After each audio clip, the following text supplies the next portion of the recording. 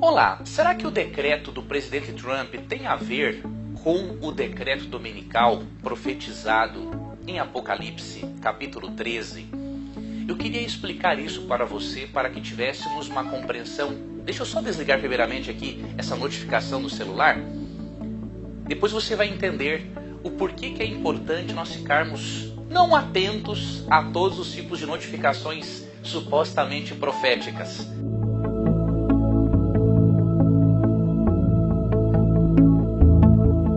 Em Apocalipse 13, nós cremos que ali mostra a união entre a igreja e Estado.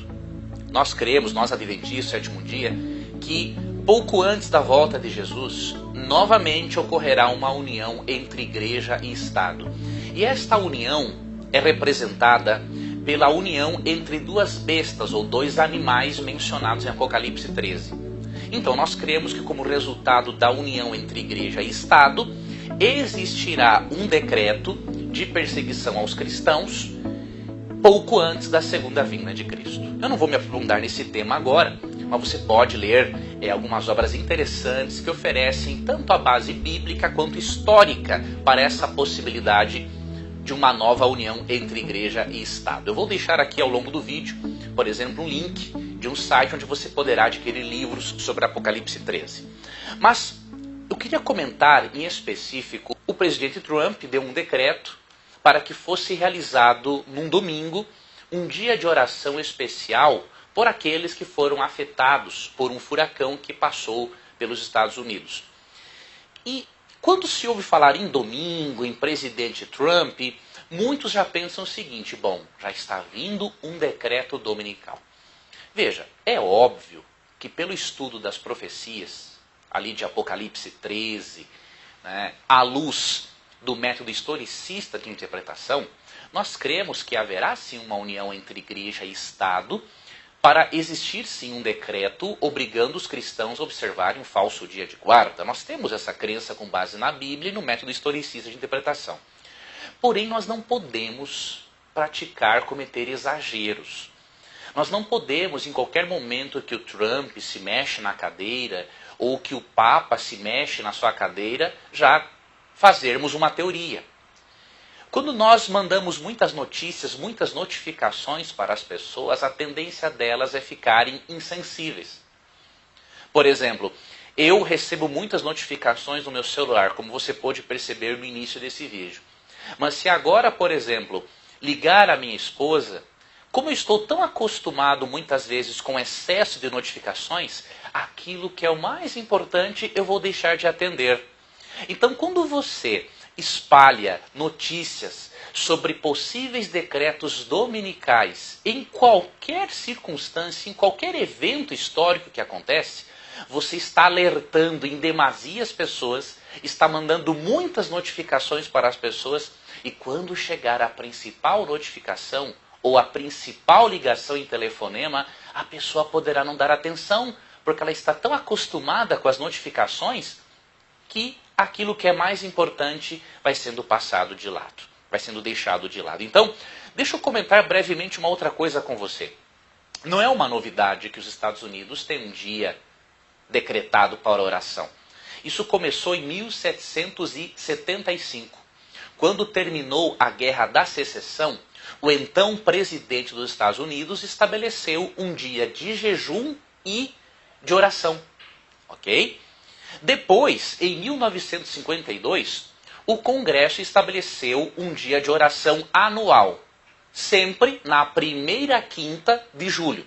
Só que desta vez, Trump decidiu decretar novamente, só que para o domingo, por causa das pessoas que foram vítimas, obviamente, daquele furacão que passou pelos Estados Unidos. Todos os presidentes dos Estados Unidos deram esse decreto, Clinton, Bush, todos os presidentes deram esse decreto. E há uma reunião entre os presidentes, pastores de várias religiões, para fazer um dia de oração, Há o decreto, eles participam juntos, e há um dia de oração pela nação.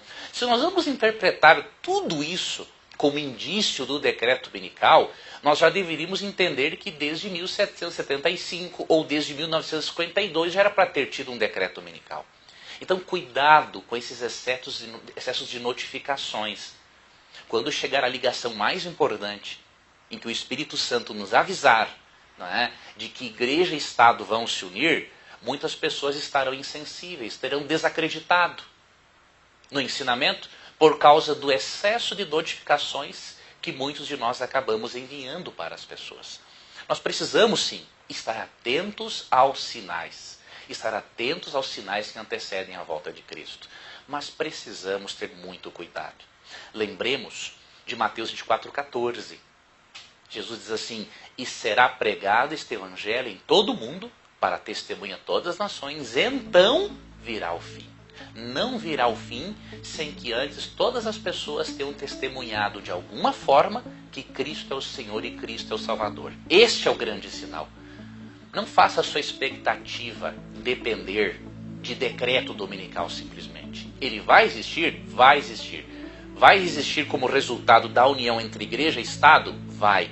Mas lembre-se que o grande sinal é o de Mateus 24,14. E se o grande sinal é a conclusão da pregação do Evangelho, o que você e eu devemos fazer? Avisar as pessoas que Cristo é o Salvador, levar este Evangelho contextualizado nos últimos 3 avisos de Deus à humanidade, que estão em Apocalipse 14, mas sempre exaltando a Cristo como centro. O centro das profecias é Cristo, não é os Estados Unidos e não é o Papa, é Cristo. Se Cristo não for o centro, nossa compreensão, nossa interpretação profética está totalmente equivocada. Tá bom? Veja a seguir também neste link cpb.com.br. Você pode acessar esse site e digitar ali Apocalipse 13 na busca e você vai encontrar alguns livros espetaculares para você entender Apocalipse 13 à luz do método historicista de interpretação. Que Deus te abençoe. Continue estudando a palavra de Deus. Opa, peraí. Minha mulher ligou, deixa eu atender aqui. Tá, um grande abraço e até a próxima. Você já pensou em estudar a Bíblia em qualquer lugar?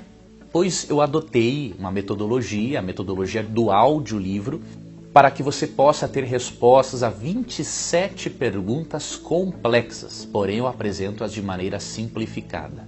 Com simplificada não quero dizer sem conteúdo, é com muito conteúdo. Porém, de forma fácil de entender. Então você pode ter este material, se for do seu interesse, estudar mais profundamente a Bíblia em qualquer lugar onde você esteja, não é? Para aproveitar bem o tempo.